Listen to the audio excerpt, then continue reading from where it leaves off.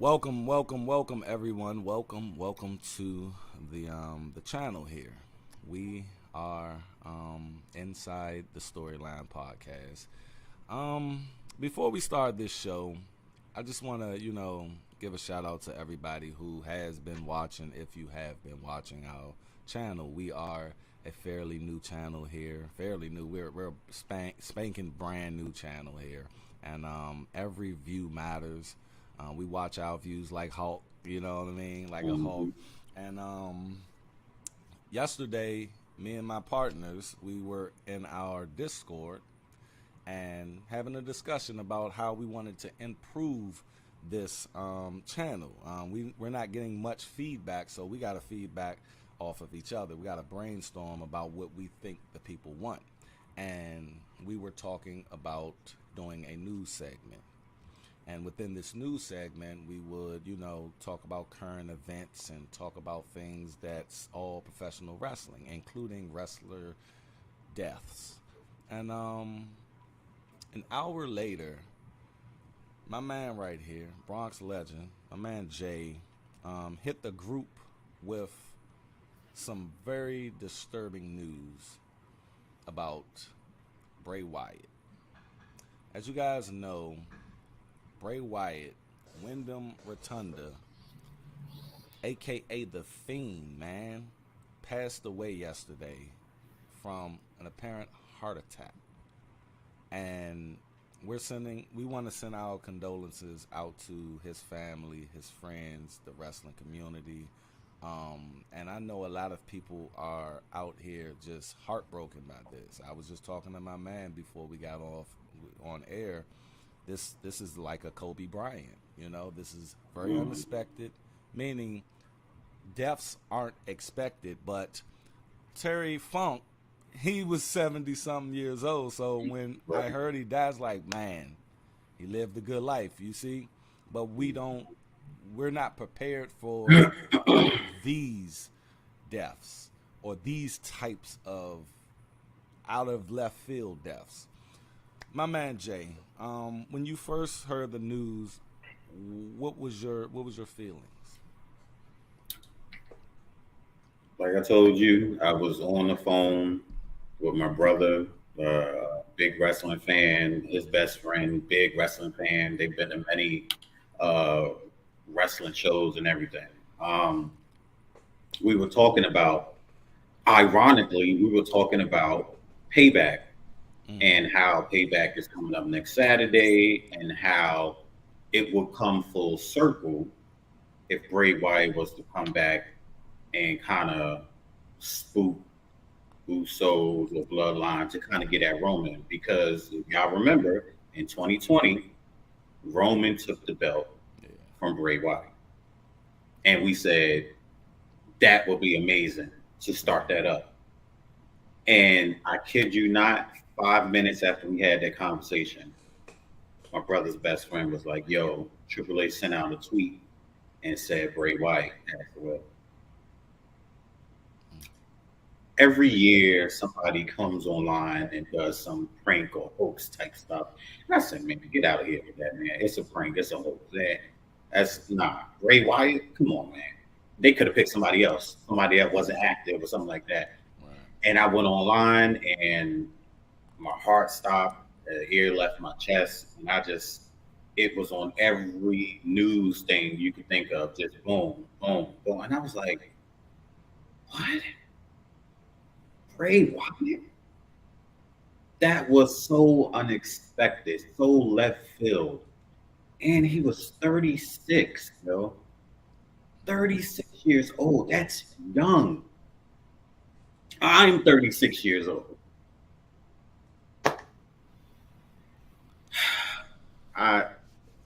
Processing it is still a thing.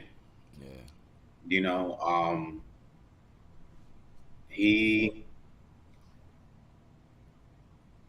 We were all hoping in the wrestling community that he was going to make a comeback and do what we know he's best at doing and being creative. When you talk about one of the best creative mind wrestlers as a creative mind, Bray Wyatt was probably one of the best to ever do. So People, man, people that critique us wrestling fans, they, you know, they're pretty harsh to us at times. You know, they think that I think, I think they really think that we think it's real, and I think that's where the disconnect comes in at. Um, but it is real in a way because we grew up with Hulk Hogan, man. yeah, We grew up with Sting. We grew up with these people, and you know, this man, Bray Wyatt, Windham Rotunda, he's a second generation wrestler. We grew up right. with his father, you see? Hmm. So when we see Randy Orton, when we see Bray Wyatt, when we see Cody Rhodes, it's like they're our children because we seen them when they were young, you know, Right, growing up with their even The Rock, you know. right, right. So when these people pass away, man, it becomes real. You see, it becomes real to the point where, you know, certain wrestlers like Eddie Guerrero, man, that like that. Yeah, Wow, his yeah, beloved character. You see, yeah, these people are larger than life yeah. to us, man. You know, and speak on that aspect of how fans view wrestlers. So, like you were saying, a lot of people outside of the wrestling community tend to be harsh to us because they say, "Oh, you're a grown ass man. You still looking at wrestling. You Mm-hmm. still doing this and that." Think of it as your favorite actor, your favorite actress passing away, or you know, doing whatever as far as movies are concerned. Our actors and actresses just so happen to be able to kick ass on top of being a good actor and actress. That's all. That's Live. all it is. Yeah. Not only can they Live, act, baby. You but they just can get kick that ass script and that day. that's You ain't right. had the script for 6 months, and then you still go in there and fuck it up as an actor. Exactly. Come on, player. Exactly. You know, our actors and actress that night they get it, and then they got one shot to get it right. One. So if you talk about why we're fans of somebody like that, you name me an actor or actress that can go out and do the same thing that they do and not fuck up. I'm And talking about get the script and that guess night. what? And guess what? The actresses and actors who come to wrestling, Hmm. they have a big respect for it Very much so. because when remember Stephen Amell was doing his thing with Hmm. Young, he said that's why he fell in. Matter of fact, that he's on the show Heels that I ain't get up on yet. I think that's why he was like, you know, I found a a newfound respect for this sport, and I'm going to say sport. You Yeah. see, and that man right there that y'all see on that screen right there, Mr. Wyndham Rotunda, aka Bray Wyatt, aka The Fiend, aka Husky Harris. Hey. Woo! Took it back. We. That man had the same mindset as we had as far as his creativity, man. That man's Yeah. creativity was unmatched. I mean, it may, like Triple H said one time, he was like, you know, he'll be talking to him and he'll be like, okay, like, I really want to do it, but I don't know where we're going, Bray. Where Exactly. we going, Bray?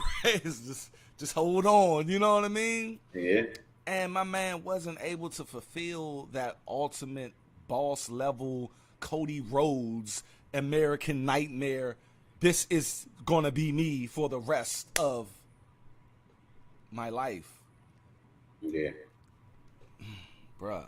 Bray Yeah. Wyatt just died. You know, he wasn't able to reach that Roman Reigns God level, but for the short amount of time that he was involved in WWE, all the way until you know his last moments, what he did with his time I just want to say thank you to him because he gave us a lot within that little bit of time to have that creative mind and share it with the world. There's so many of us out here that have ideas all the time. Mm. I remember Denzel was doing a motivational piece and he said, you know what the richest place on earth is? He said it's a graveyard. He said because all the ideas, all the inventions, all the dreams that never came to fruition lies in the grave with all the people. Ooh, damn. Give it up. Hey, that's some deep shit. Hey, And remember when we were at work, because you guys, we worked together. That's where we met years ago, baby. mm, And I was looking on the computer, and I was looking at that Socrates little that philosophy video when mm, y'all were out there, and the dude said, if I am, death is not. If death is, I am not. Why fear what cannot exist when I can't, right? right. And I told y'all I was gonna get that tattoo. Remember, it's right there, player. You know what I mean? Ooh. I ain't never. Okay. I don't think I ever showed you. Nah. But I wasn't able to get the whole quote, but it's if I am, death is not. The quote is if I am, death is not. If death is, I am not. Why fear what cannot exist when I do? So I had to cut it, which I could have got it a little bit. I could have got the whole thing. She was talking about, it's gonna mess up. Nah, you could have gave me the whole thing. But it said, if I am, death is not.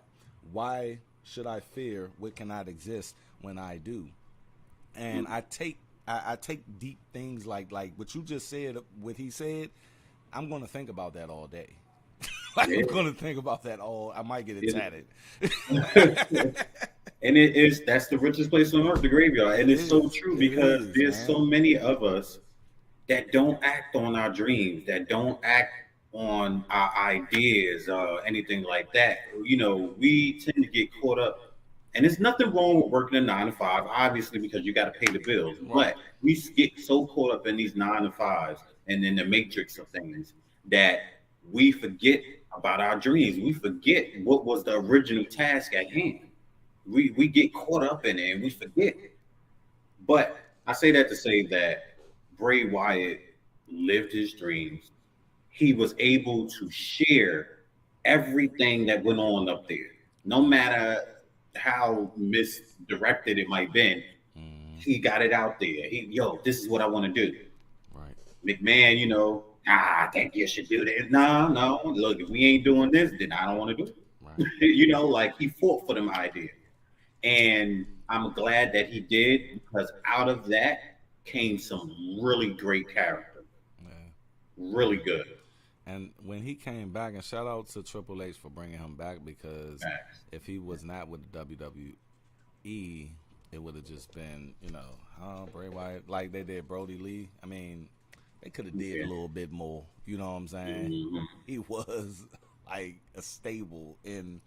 So I'm glad that Triple H brought him back, and I know Triple H is messed up. You know what I mean? Because these are his babies. You know what I Yeah. mean?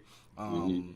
Sami Zayn, Kevin Owens, Mhm. Rollins, Mhm. Charlotte, Bailey, Mhm. all of them.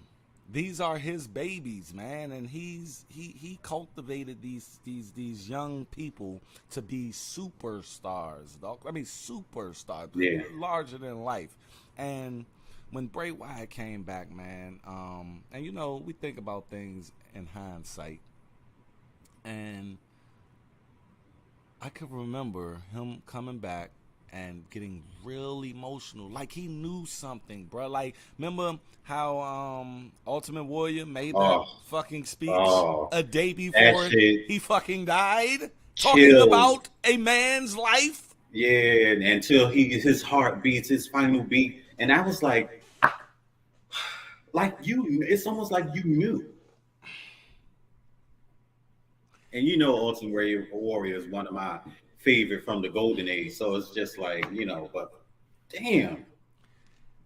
Bray Wyatt stood in that ring on that first day back, and he was emotional, bro. Yeah. He couldn't hold himself. I just wanna thank you guys, like you brought me back, and he was because he was so distraught from Brody Lee, like he was so distraught from that. And let's talk about the elephant in the room. Wow, 2/3 of the Wyatt family is dead. Eric Rowan must be fucking going nuts in his head right now, bruh. Yeah. Eric Rowan, Braun Strowman. Braun, yeah. It's Daniel Bryan. Yeah. Randy Orton. Randy. Because these people work closely. John Cena. Yeah. And if you guys are just coming in, I see you coming in a little bit, please hit that like button. We are new. We are a brand new wrestling channel. This is Inside the Storyline Podcast right here. Appreciate you guys coming through. Please make sure every like helps, baby. Every share helps and everything. But we're up here. We're talking about the passing of Mr. Windham Rotunda. AKA Bray Wyatt, man, and we're just giving our thoughts on what happened and the tragedy that bestowed upon the wrestling community. Jay, I want to ask you, what did Windham Rotunda mean to professional wrestling? He meant a breath of fresh air. He meant one of the greatest creative minds to ever step foot in the ring. And I think, well, like my shirt said that I showed you earlier, the new face of fear. So he was Undertaker's replacement. Yes. So this was just like how we were talking about how LA Knight and who's the other guy?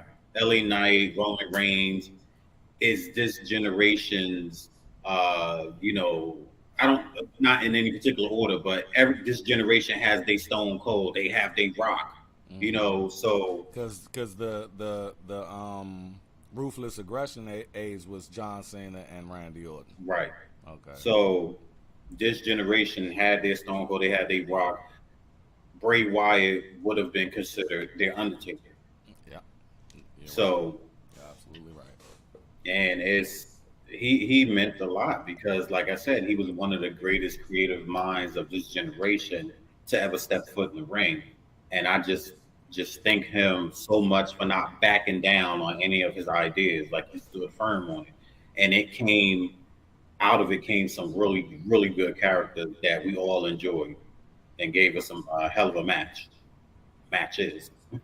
Definitely. And what I think he meant to the wrestling business was that good old suspend your disbelief. You know what I'm saying? Suspend your disbelief. And I say that because, we have real storylines like within, like the Bloodline storyline actually can play out in real life. You know what I mean? Yeah. A lot of these storylines we just watch, and we will suspend our disbelief when the actual wrestling happens. So, like you said with The Undertaker, which we just put out that Undertaker longevity. I mean, we were just talking about like how he reinvented himself. He made himself stay relevant. He couldn't have been the same Undertaker from 1992 with the shit up under his eyes like that. In 2003, he had to turn into that American badass, and then go right back to something that's familiar. He ain't go straight back to the Undertaker that put Stone Cold on the Ministry of Darkness. Right. You know what I'm saying? He went on some biker dead man type shit. You see, and to have me know that is just a man up under that, but suspend that disbelief and be so into an entrance Yeah. Bray Wyatt has the thing. He's going around, and you just playing that song. Yep. And for y'all just coming in, There here you it is, go. the Bray Wyatt. I mean, and the fireflies be flying, and Fireflies. and he got that walk, and and he get in that ring, and Yeah, I'm here, woo! man. Look, That's some when you talk Undertaker about shit, man. when you talk about people who embody their character, we talked about it with Roman Reigns. We say that the characters that they play usually aren't too far fetched from their personality Yep. or their everyday life type character. So when you talk about your Roman Reigns, when you talk about your Brock Lesnar, when you talk about hell, even Cody Rhodes. Yep. So these are people that their character on TV is real close to the character that they are in real life. So it makes for the character they play on TV, it makes for really good entertainment because it's natural for them. This is something that they don't have to think about.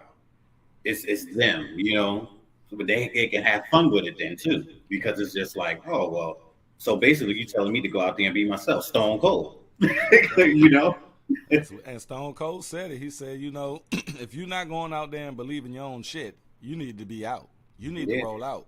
And Stone Cold said it. He said, look, man, at the end, and if you guys coming in, just please make sure that you hit that like button so it can get shared. If you're popping in and popping out, at least hit us with a like before you roll. But at the end of the day, Stone Cold said, man, look, I had to believe what I'm doing. Because if I don't believe what I'm doing, these people are not going to believe what I'm doing, and they're not going to pay their money. And my job is to put asses in seats. Absolutely. When Bray Wyatt was talking about being the eater of worlds, when Bray Wyatt was talking about follow the buzzards, when Bray Wyatt was talking about Sister Abigail, when Bray Wyatt was talking, I'm thinking these people are fucking real. Preach. I'm like, come on, brother. Where's brother this chick Jack? at? You Come keep on, on brother talking Jack. about some, and when he get in the corner and do his little toe, he be like, and then, oh my God, man, that man was a showman. That's what you call a showman. And then when he went into that Fiend character, he went into that character. I'm cooking today, people. Yeah. I'm cooking today, people. With grease. Man. And he just standing there, the breathing. Yeah. They should have never had him lose. That should have been the novelty character that never, ever lost. Yeah. Because once he lost, it was over. And then once they burned him, that was just messed up. And you know what? He messed the character up, man. You know who hand was dipped up in that to make it mess up. And this is what we talked about with LA Knight. We say, look, if he can ride that lightning and they take care of him. Yes. But if you let somebody go in there and fuck it up and mess with it, then you'll lose him. I swear, don't Brodus Clay, my man. Don't Brodus Clay, LA Knight. I don't want to see, because they already did that to him with the Dupree character, Yeah, you can't go back there. So I was just wondering, man, when Bray was gonna come back and what he was gonna do and how elaborate this was gonna be, and and if you guys are coming in, please make sure that you hit that like button, please, see you coming in. The thing is, man, I was waiting for what's next for Bray Wyatt, man. I believe he definitely had some stuff cooking up, because we also was still, even though we pretty much had an idea of who Uncle Howdy was, but we also wanted to know the identity of that. We wanted to see if there were going to be more members added at some point, which I thought, it was. He just has so much more to go. So much. You speak of Uncle Howdy, man. We didn't talk about his brother, man. Dallas. Man, I know he's, and his wife and children, JoJo, man, and his other children. when you die, man, I was talking, and I'm not afraid to talk to death with my children. And I was talking to my 14-year-old yesterday about just legacy and leaving and death and everything. And they experienced some death with my mother and my uncle and my grandmother. And when one person dies, a domino effect, man. It's a huge domino effect. You just lost your father, man, when we started this podcast. And you have memories. And that's why I do this podcast, my other podcast. If y'all want to, go and see what else I do on YouTube, just go to the Black Non-Democrat YouTube channel. You'll have fun over there. But I do these videos so my daughters and their kids will always have my thoughts. Don't you wish your father had videos and videos and videos upon videos? Look at it anytime you want. About every aspect of life. Like, that's what I talk. My daughters are going to know how I feel about a lot of subjects. So when they get older, even if they take YouTube down, I have a hard drive full of all backed up videos. What we have from Bray Wyatt, what his children have, is this, man, this amazing 10 years of straight up creativity. They will understand their father. They will know who their father is. Talk about that aspect of just wrestlers dying and their kids just seeing them for the rest of like. Go ahead. I've seen a couple of wrestlers and behind the scenes when they talk about living that wrestling life. These wrestlers are on the road almost 300 days out the year. That's damn near all of the year, so it's a very hard life to live. If you're a father, if you're a husband, a caretaker of somebody in your family or something like that, it's very hard to sometimes maintain the connection. Cody Rhodes, he even talked about, how his dad was on the road all the time. Ric Flair, Charlotte, they talked about how Rick was on the road all the time. But I think it's something special to be said that when you're a dad and you're on the road for that long of a time during the year and still be able to maintain that connection with your children, that says a lot. We just saying that, I don't mean to cut you off, we just saying that with the Cody Rhodes documentary and how they, how he was gone for Dustin on the road. So he really didn't have that close relationship like he did with Cody and his sister, you see? Right. And it's probably a different dynamic of relationship. So, I want to say his kids is kind of young too, so that's the processing. Even as me and you as adults, processing it is a thing. It's still processing. So as we never met him. Exactly. To the people who met him. Alexa Bliss just put out a joke. She supposed to have been having that baby coming back and doing her whole thing. Like, just imagine that, like, what's her name? Nia Jax. I seen her post. And shout out to all of the posts. Oh, I just couldn't stop reading them, man. Yeah. It is just sad, man. And these are people who worked with them, who knew them.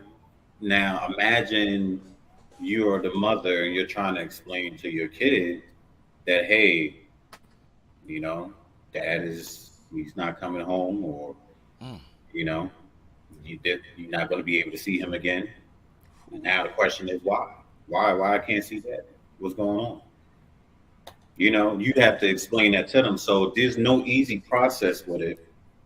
And there's no easy conversation to have to be able to get you through the process or heal those wounds, or even to get your mind to begin the process of accepting that he's gone. You can't pick up the phone and accidentally call him or run into him at the supermarket or say, hey, I want to go spend time like that. That's not a thing anymore. You know, these are some of the emotions that I was going through when my father passed. You know, there are days when I want to pick up the phone and I just want to hear him say, "Hey, son, how you doing?" But it's it's different. You know, I was having this conversation with somebody not too long ago. I said, it's one thing for you to get into an argument with somebody and say, you know what, the hell with that. I'm not going to call them no more this week or some shit like that. Or I'm real mad at them. I ain't going to talk to them until next month or something like that. And then you might accidentally run into them in the store and you could give them a cold shoulder, or you might accidentally butt dial them and be like, yo, I ain't mean to call you, whatever. But you can't do that with this. When somebody's gone, that's it. That's it. That's it. And I do sometimes I go back to my mother's text thread, and you know, sometimes I just go and just read all the way years and years, like what the hell she was talking about, you know what I mean? And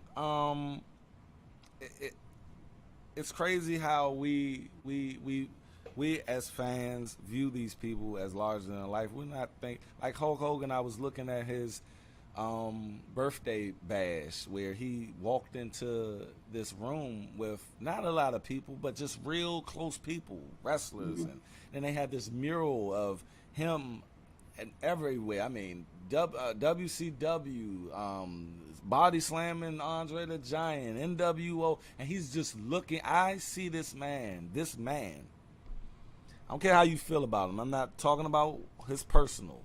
This man, that's the first wrestler I met. That's the first wrestler I ever knew of was Hulk Hogan. And I think that's for a lot of people. And I seen this man look at his past, like, and he's old, he's decrepit, he's just old, and just looking at what he did and just reminiscing. He's 70 years old, man. Yeah. Bray Wyatt, we talk about dying young, man, and I be having survivor's remorse, like shit, I'm about to be 40. Right. You know, and all of these people I knew just died, and I'm like, man, wow. And you know who? It's one person that I always wonder how they take this shit.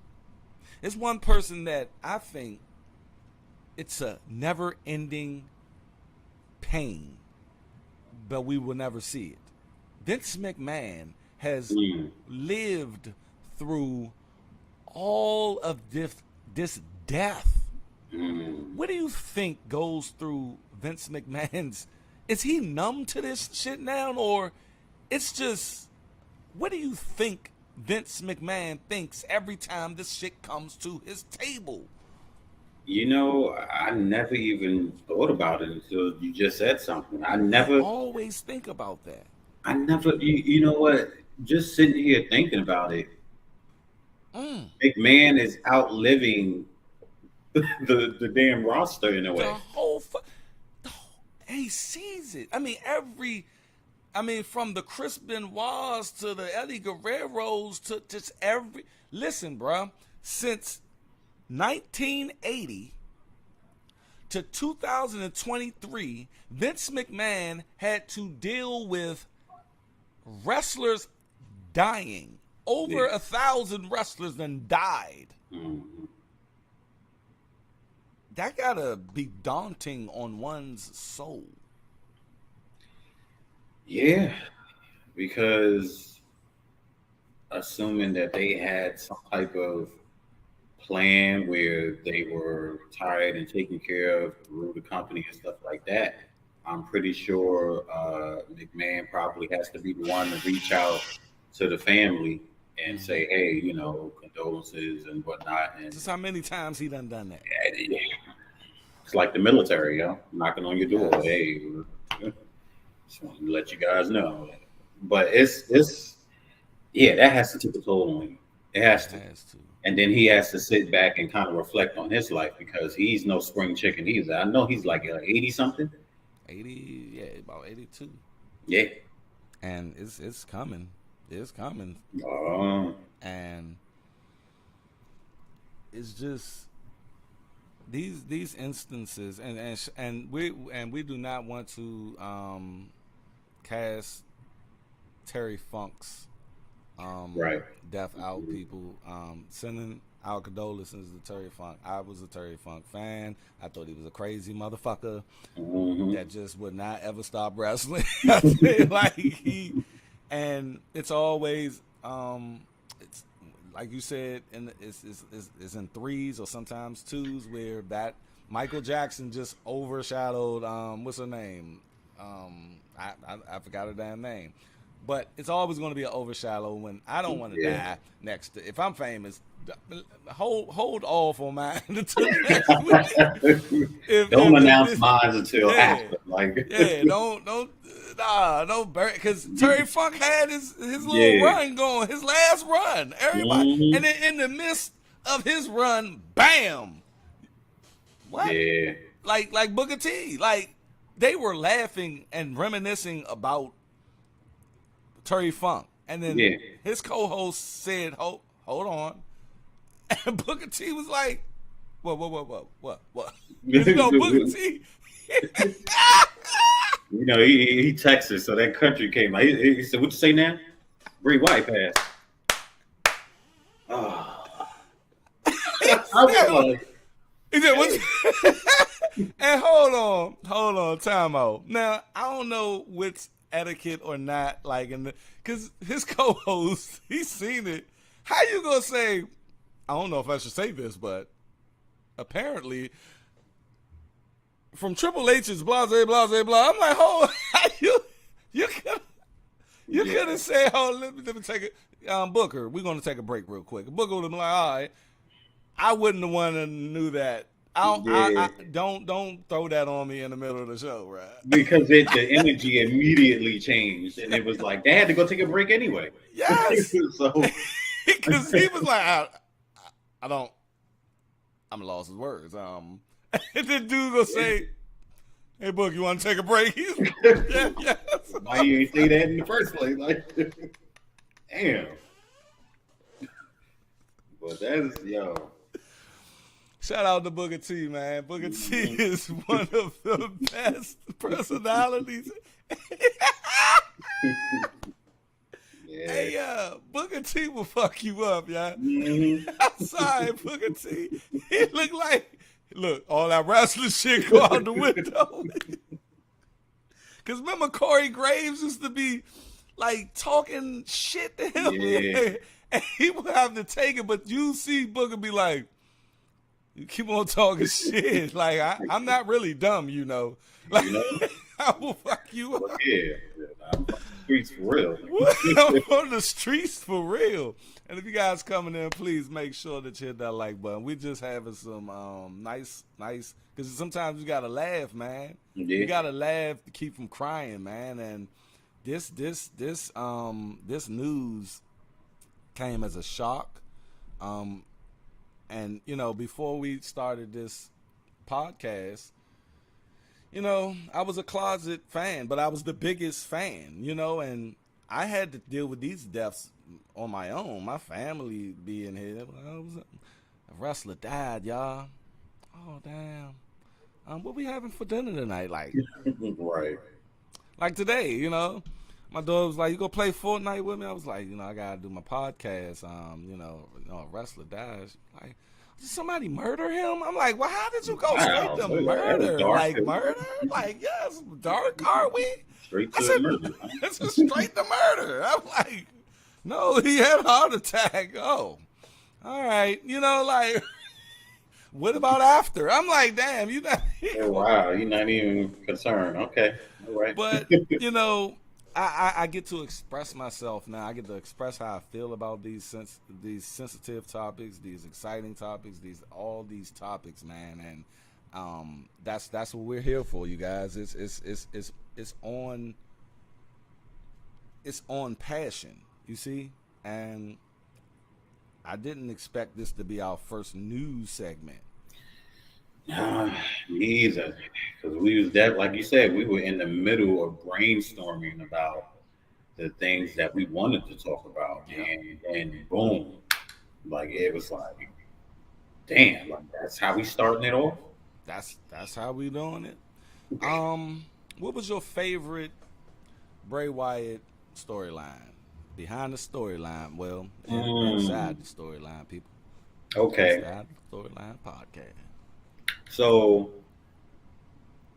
I'm a, is I'm a, it I'm a, I'm gonna go get some more coffee real quick.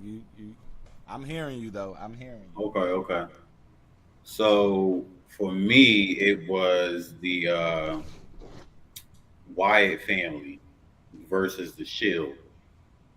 Um, this was around the time when the Shield was still up and coming, and they was, you know, wrecking shop on everybody in the ring, and doing that Shield entrance where one get on the left side, one get on the right, and one get on the middle, and they jump you. You know, so it was one of those type of situations, and there was nobody who could really challenge them because they always had the numbers on their side. So, uh, Wyatt family were actually one of the only other groups that was around that had that power to really challenge the Shield. So I think they were in a qualifying match. The Shield was in a qualifying match against, I want to say it was Kane and Daniel Bryan. And the Wyatt family had beef with them, and they came out and actually caused the Shield the match. And I think after that, it was beef between them just instantly. And I want to say the pay per view that it was leading up to was Extreme Rules. Um, and when I tell you, people was waiting for the Shield and the Wyatt family to fight because the numbers were even, and these were the two biggest groups in the WWE at the time. So to give you a Richter scale of this will probably be, even though we got this extremely late in the game at WrestleMania one year, but this would be DX versus NWO type magnitude. Um, but Shield versus the Wyatt family, and they had never fought before. And it was exciting because when they finally got into the ring together, it was like, yo, they finally gonna fight. You know, the everybody was still kind of, I guess, the energy for everybody because they with the Shield, everybody still had their own personality. You know, you had Dean Ambrose, the what is it, the French lunatic, fringe, whatever the the fuck that means. right. He's lunatic. He's crazy. He's psycho. So then you had the architect, Seth Rollins, and then you had the big dog, Roman Reigns. So everybody was kind of coming into their own, but they were still a group. So when, you know, they called Shield the match that night, everybody was like on the edge of their seats, like, yo, it's finally happened. They setting the storyline up. Yeah. This became one of my favorite all-time matches. The Shield versus the Wyatt family at Extreme Rules. And if you ever get a chance, I want you to go look that up on Peacock. You got Peacock, right? Yep.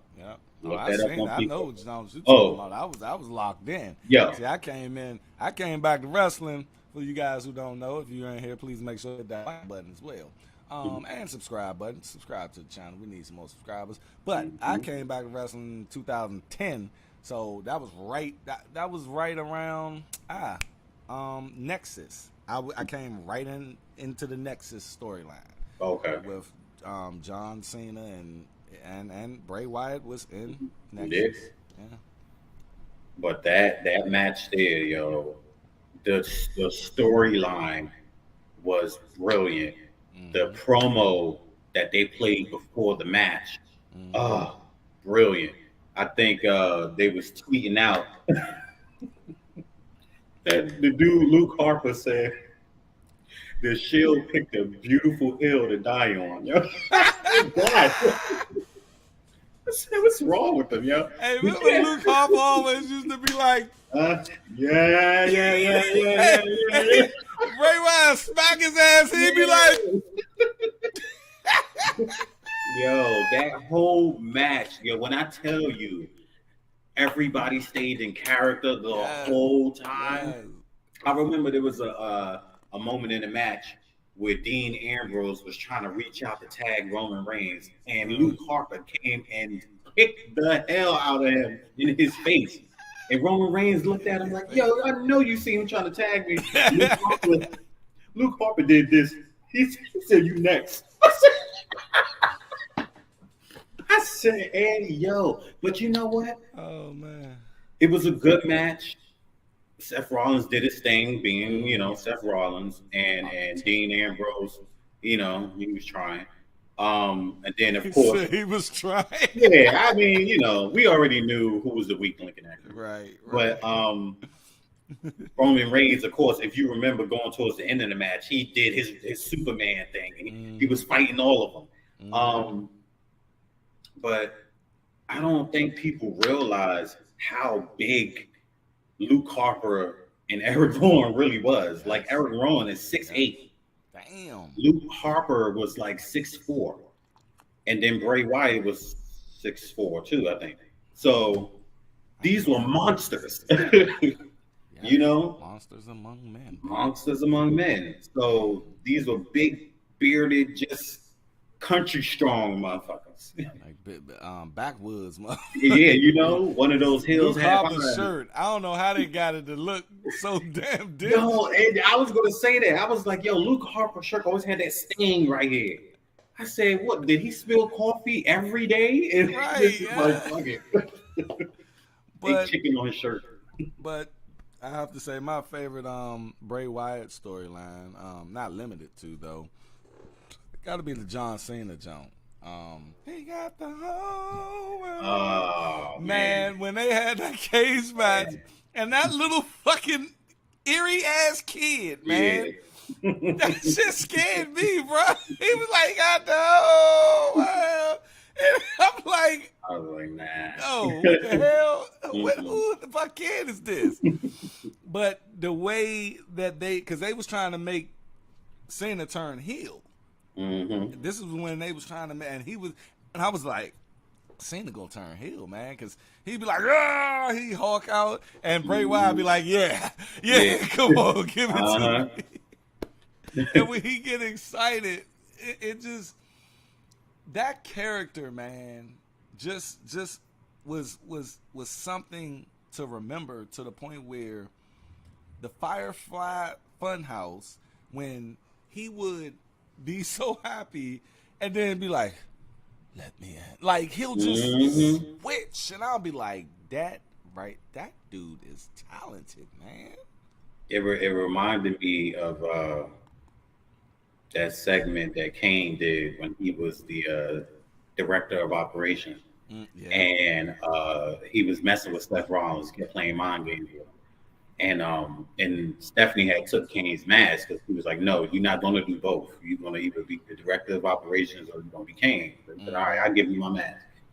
His mask was missing, and so did Kane. So he came back, and they had a meeting, him and Triple H and Stephanie had a meeting in the room, and he was like, hey, I'm so happy to be back. My leg is healed and all that. She was like, yeah, okay, well, that's all good and dandy, but we need you to give it back. He was like, give what back? He was like, your mask. And they was like, oh my God, my mask is gone. He was like, it's funny because the last time I seen it, I gave it to you. And if you lost it, I could see how we have a very big problem. I said, hey, yeah, come on, Kane. Come on, come through.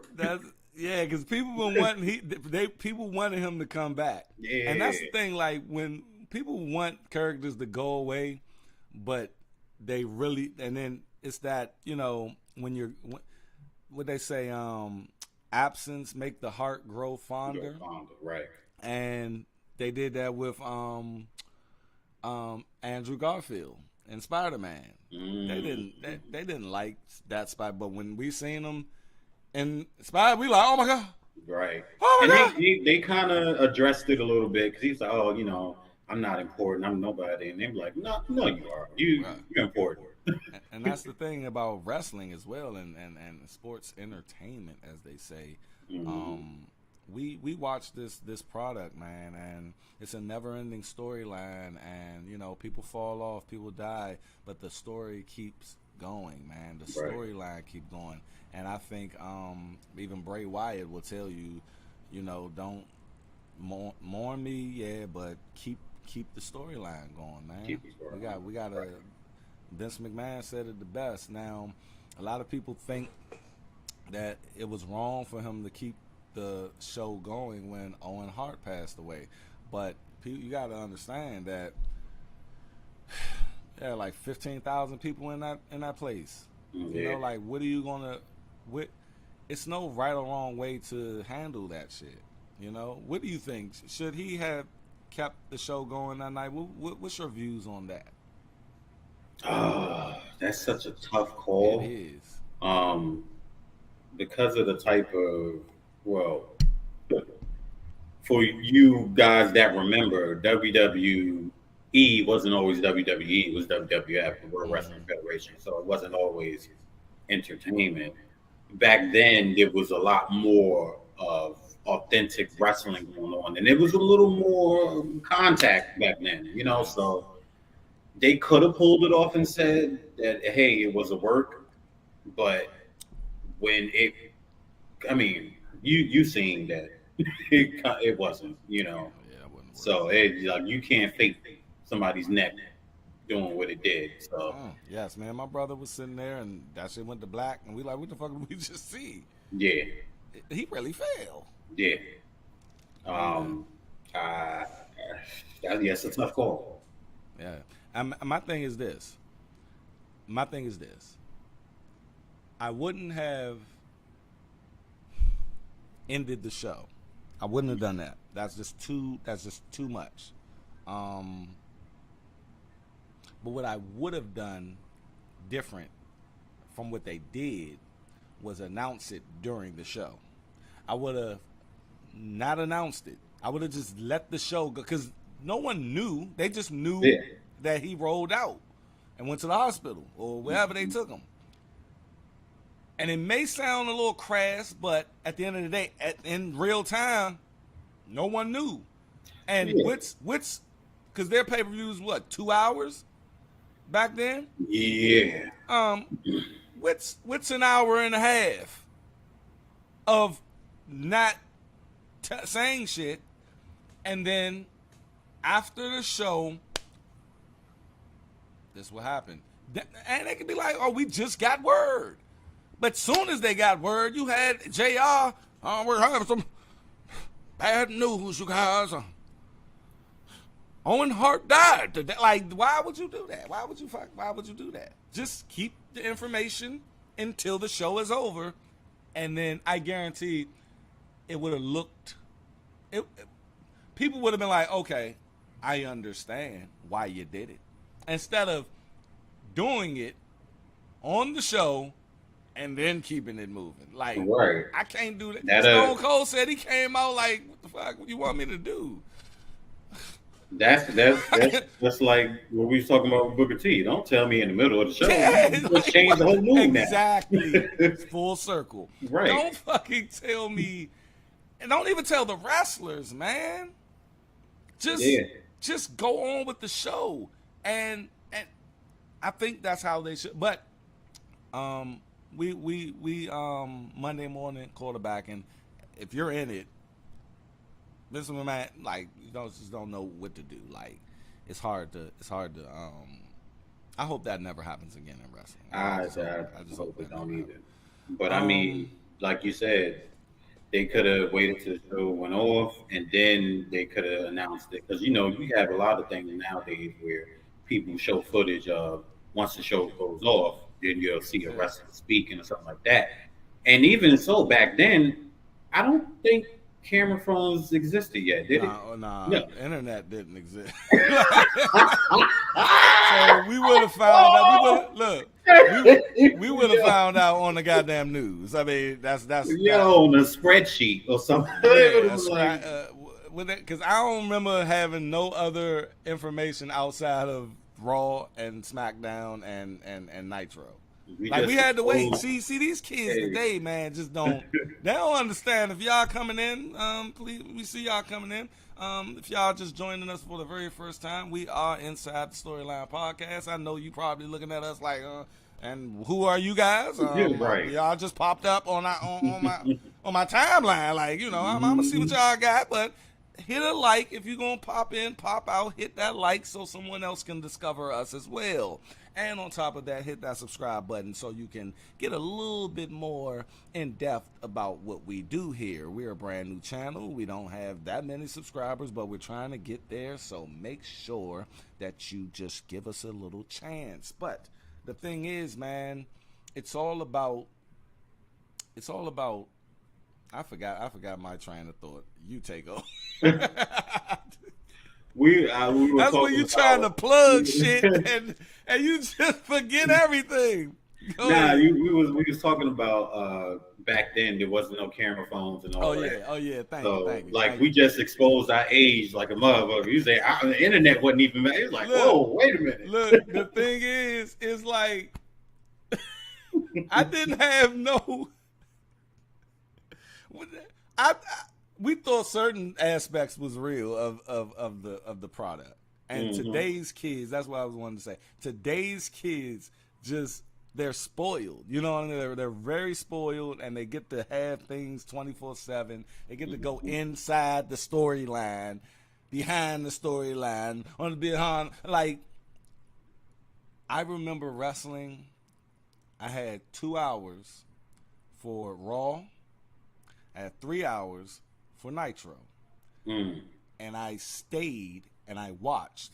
When that show went off, the next day, me and my friends talking about it, I had to wait till next Monday. Yeah.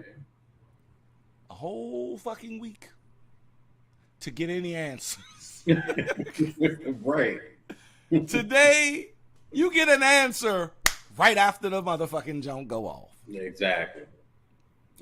That's like when you see some of the Disney shows and stuff like that, they try to kind of do it how they did back in the day. Remember, you would get that one show on Monday or whatever day it aired, and you got to wait till next week in order for you to see the new episode. Now you can binge watch the whole goddamn thing, and you know, like, yeah, I just binge watched it, the whole new season of Iron Man in 2-3 hours. Like, what? Like So it's over, huh? even with Bray Wyatt and guys, we're talking about the passing death of Mr. Bray Wyatt, Windham Rotunda, aka the Fiend. It's like with that, man. When that came down the pike, it just spreads. It spreads like wildfire, and Absolutely. they said he got COVID in the beginning of the year. Took him out of the game, and they basically it's complications from COVID. So did he have? Because I know people are sensitive when it comes to the vaccine shit. So did he have the shot? Did he get back? Because he worked during the pandemic at WWE. So okay. He got the shot, and we talk about people like Jamie Foxx, like this mysterious ass. He rolls out for a couple of months and then come back. Hey, like, what's going on, man? Bray Wyatt suffered a heart attack from complications from COVID, and people seen him out, and I think, the body is crazy. The body just it goes here, then goes there, and it could take a turn for the worse. And somebody, I think Fightful.com had put out about a month ago that it could be career threatening and life-threatening, but I don't think people were even thinking about it like that. Like, No. we were literally, like Booker T said, he said, you know, I'm thinking that man is coming back. Like, and Booker T is part of the company, so I'm sure they thought he was coming back. And when Triple H got that phone call yesterday, he probably was like, oh, wow. I can only imagine how he had to process that. Because Triple H's been around for a minute too, not as long as McMahon, but he's been around for a minute too, and he's had this position for a minute. He had a scare a couple years ago. Yeah. And I know he probably was like, "Wow, what the hell?" Yeah, I know he probably was like, "Yeah, I'm definitely not getting back in the ring now." Oh hell no! I remember when they did that Raw 30, and he came out, and who he was confronting? He was confronting somebody, and he walked up to him. He was like, I'm not going to fight you, but he will. It was Gunther. It was Gunther. Yeah. That's a smart move. Yeah, nah, you don't do that. That's where Road Dogg was like, I'm not going to do it either. And Shawn Michaels was like, don't look at me. Way past that time. Hey, man, old man DX. I love old men DX. Like, they are just too fucking funny. And where the fuck did Road Dogg get that belly from? God damn, like he probably this shit just came out of nowhere. Drinking a beer, just the tag titles. He was just a tag champions with Billy Gunn a couple of years ago. Damn, they just. Yeah. And then he got that money and got a couple steaks and some beers, and then he director of live shows, man, bro. The Click is running WWE. DX period. Wow. Is running WWE. That's crazy. You got Shawn Michaels in NXT. You got Road Dogg doing his thing there. Even Kevin Nash be getting little, because I watch his show, Click That. He's still in the mix with everything, and I wonder if, because he be telling a lot of shit, conversations he be having with Hunter. He probably shouldn't be talking about this shit. No, Lord.